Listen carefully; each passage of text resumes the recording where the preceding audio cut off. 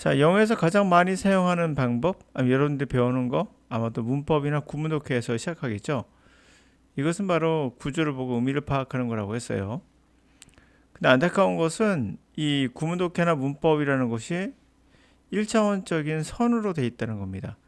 근데 실제로는 2, 3차원의 구조로 되어 있다고 볼 수 있어요. 그만큼 복잡하다는 거다라고 말할 수 있겠죠. 리딩도 그러한데 리스닝은 과연 가능하겠는가? 문법이나 구문독해는 한계가 있을 수밖에 없죠. 언어를 처리하는 뉴런은 단순한 화학작용이 아닌 양자 처리되어 있다라고 합니다. 다시 말해서 고차원적인 반응이라는 얘기죠. 우리가 저번 시간에 중앙대 편입영어를 통해서 이거 한번 다뤄본 적이 있거든요. 이거만 보시더라도 관계사라는 게 나오거든요. 자, 위치가 가리킨 말이 뭘까요? 하면은 앞에는 이 부분이었어요. 근데 여기 보시면은 이 OVH가 가리킨 것도 똑같이 이해가 됩니다. 선적으로 본다면은 가장 가까운 거니까 가장 가까운 데서 골라야 되는데 실제로 쭉 한참 지나고 나서 나온 OVH가 가리키는 것은 바로 앞에 있는 명사 얘가 아니라 바로 얘라는 거예요. 이렇게 되는 겁니다. 그러면 여러분이 보더라도 단순한 선으로 되어 있는 구조가 아니라 바로 다차원적인 구조라는 걸 알 수가 있겠죠. 거리에 상관없는 멀어지는 거를 의도적으로 우리가 이것을 끌어당기고 있다는 겁니다. 가까운 데서 고른 것이 아니라 더 먼 곳에서 고르고 있다는 것을 알 수가 있어요. 그래서 고립된 그 지역의 윗부분은 하면서 이렇게 나오는 부분이거든요. 이것만 보더라도 우리가 영어라는 것이 단순하게 구문이나 끊어읽기나 통으로, 다시 말하면 덩어리로 돼 있다든지 또 청크로 돼 있다고 말하는 건 아닌 것 같죠? 네, 맞습니다. 그렇게 되어 있지 않아요.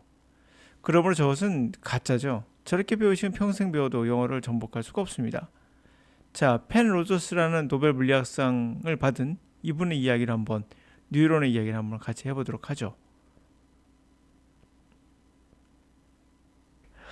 But you have quantum effects, which are not just chemical, in photosynthesis.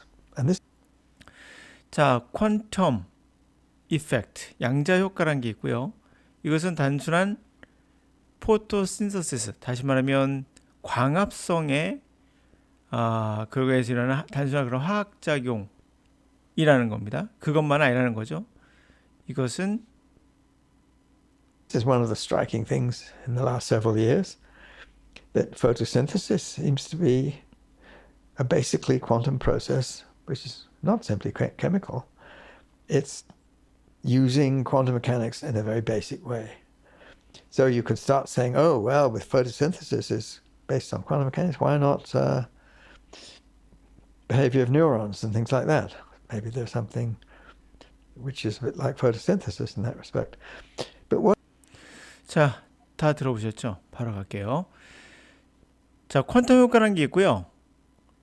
이것은 포토신시스, 다시 말하면 광합성에서는 일어나는 그런 화학작용만 있는 것이 아니라는 거예요.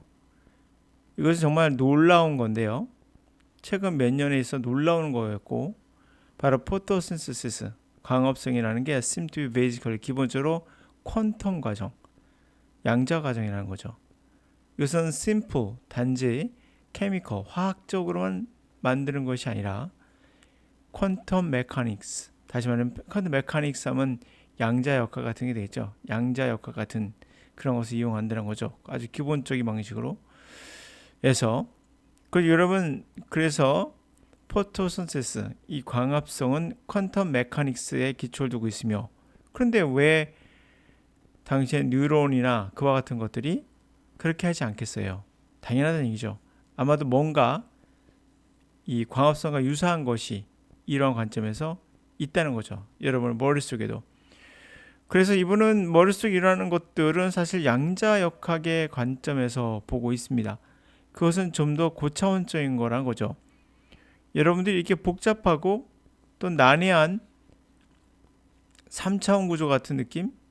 2, 3차원의 구조를 어떻게 이해하고 있는가? 우리가 말이라는 것은 선으로 돼 있잖아요. 이렇게 말이 진행하지 갑자기 뭐 두 번에 한꺼번에 소를 내거나 그럴 수는 없잖아요.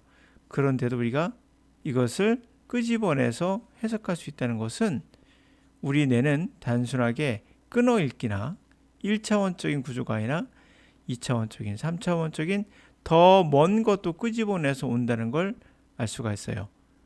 그런 것들을 통해서 우리가 어떻게 독해를 배워야 되는지 또 어떻게 듣기를 해야 되는지를 방법론에 있어서 정확히 알 수가 있죠. 구문이나 문법으로 한계를 짓지 마시고 여러분이 갖고 있는 이 단순한 화학작용 아닌 양자처리 작용하고 있는 여러분의 뇌는 반드시 그 방법이 올바른 방법일 때 그 능력을 100분 발휘할 수 있겠죠. 여러분이 슈퍼컴퓨터는 엄청난 메가와트를 쓰지만 여러분의 뇌는 20와트 정도 또는 30와트 정도만 씁니다. 그런데도 슈퍼컴퓨터보다 더 뛰어나죠. 이 훌륭한 뇌를 286 같은 또는 386 같은 초기 모델의 컴퓨터와 대등하게 사용해서는 안 되겠죠. 이 훌륭한 뇌를 활용하셔야지 이렇게 1차원적인 문법이나 구문 독해를 가지고 영어를 하겠다는 것은 훌륭한 뇌를 버리고 286, 386 같은 그런 기능만 쓰겠다는 생각밖에 전 되지 않습니다. 반드시 이거를 버리시고 자유롭게 영어를 맞이하기 바랍니다.